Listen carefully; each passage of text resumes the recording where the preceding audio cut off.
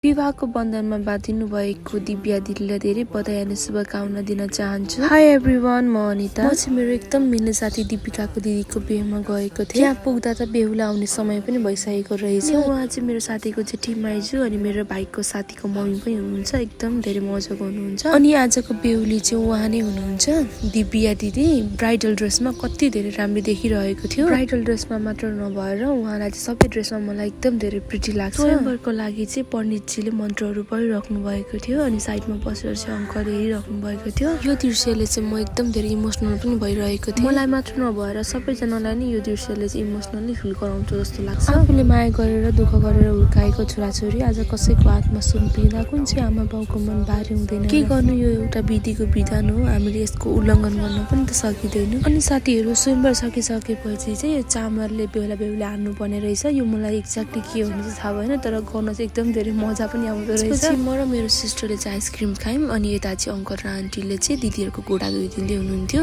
अनि त्यसपछि हामी खानातिर गयौँ। जेरी देखेर तपाईँलाई पनि खान मन लाग्यो होला, एकदम धेरै मिठो थियो है साथी। जेरी मात्र होइन, यता पानीपुरी पनि यति धेरै मिठो थियो कि रस भने त वाह, लाजवाब थियो है रस चाहिँ। एज अलवेज बिहेमा गइसकेपछि पुलाउ नखाने त कुरै भएन नि साथीहरू। नै हो मेरो एकदम धेरै पियरेस्ट डियरेस्ट अनि काइन्ड हार्टेड मेरो साथी र उसको पार्टनर। अनि हामी सबैजना मिलेर खाना खान थाल्यौँ। खाना खाइसकेपछि हामी सबैजना मिलेर जन्ती टोलीको लागि चिया बनाएर दियौँ। Most important part of the बिहे भनेको सिन्दुर पनि लगाइदिनु भयो दाइले। कपडा तान्ने कम्पिटिसनमा बेहुला टोलीले जिते पनि औँठी जितेर दिदीले यो खेलको विनर हुनुभयो। जितपछिको दिदीको खुसी र बेहुली टोलीले दिनुभएको यो योगदान साँच्चीकै नै अविस्मरणीय छ। यो खेल चाहिँ मलाई एकदम धेरै मनपर्छ, तर आजसम्म पनि थाहा छैन यो खेल किन खेलिन्छ भनेर। बिहाको सबै प्रक्रियाहरू पुरा गरिसकेपछि चाहिँ अब अङ्कल आन्टीले पनि यहाँ पूजा गर्दै हुनुहुन्छ। अङ्कल आन्टीको पूजासँगै बिहे पनि समाप्त हुन्छ। एट द एन्ड यो मोमेन्ट चाहिँ सबैको लागि एकदम धेरै हार्डेस्ट हुन्छ। छोरीको कन्यादान दिनु जतिको ठुलो पुण्यको काम र सौभाग्य हर कोहीको नसिबमा हुँदैन। अङ्कल आन्टी साँच्चीकै नै भाग्यमानी हुँदो रहेछ।